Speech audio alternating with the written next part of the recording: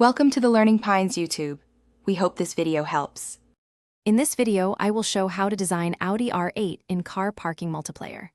Start by importing a high-quality Audi R8 model and placing it on a flat parking lot surface.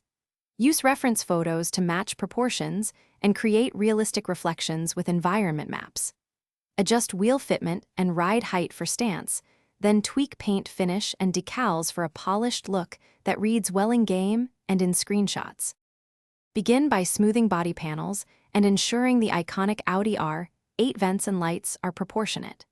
Focus on edge flow near doors and fenders to keep reflections natural. Use proper wheel offsets and tire sizes to maintain stance without clipping.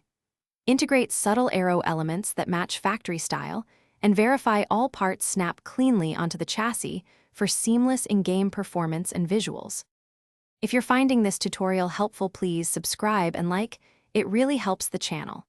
Quick recommendation: the Shark AI Ultra Robot Vacuum keeps your workspace spotless with voice control and smart mapping, perfect for removing dust from models and rigs while you focus on design. It's a small convenience that saves time and keeps gear clean. Check the description for the link and other deals, then now let's get back to the video. Apply layered paint workflows with base color, metallic, and clear coat layers to achieve depth. Paint edges and panel gaps with subtle dirt to sell realism. Use emissive maps for headlights and taillights, and add reflective window tint for contrast. Test your design in daytime and nighttime maps, and tweak environment reflections so the Audi R8 reads well under varying light conditions and camera angles. Thanks for watching.